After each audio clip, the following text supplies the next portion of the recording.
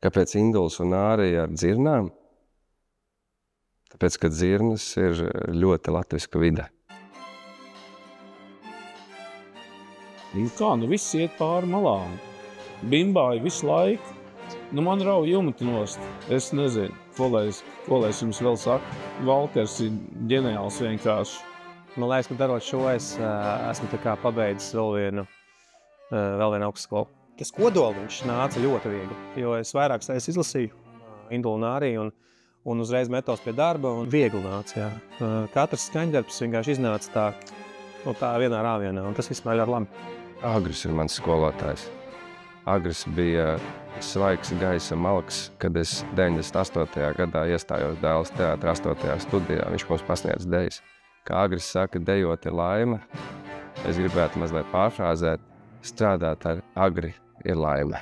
Nedodās Rainis, nedodās rokās, bet ļoti foršs process.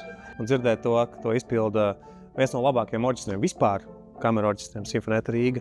Un fantastisks koris balsis šodien bija īpaši, jo visi beidzot savienojās. Zini, ko es gribu pateikt par Agri? Ka viņš ir viens no retajiem, kurš mūsu latviešu bērniem sēja tās latviskās vērtības. Lai dejotāji paši arī, principā, vienā vārdā sakot, izkaifot emocijas, sirdi un varēšanu. Šis ir tas variants, kur to visu var izdarīt. Šāds savienojums gadās reiz mūžā, manuprāt. Uz šo izrādi ir jānāk visiem kopā ar bērniem, ar tēviem, mums latviešiem. Šie ir mums tik svarīgi nacionāli patriotiski svētki Lāčplēša dienā. Rainis, dzirnas, Intars Štrešetins, mana mūzika, Simfonēta Rīga, koris balss, Ins Petrovskis, Normunds Šnē. Esencītē tas viss notiksies, bet, es domāju, ar ļoti, ļoti emocionālu segumu. Es nezināju, ka mēs esam tik talantīga nācija. Godvārds to nespēju. Tā ir mūzika, tās ir balsis, tā ir kustība, tā ir deja.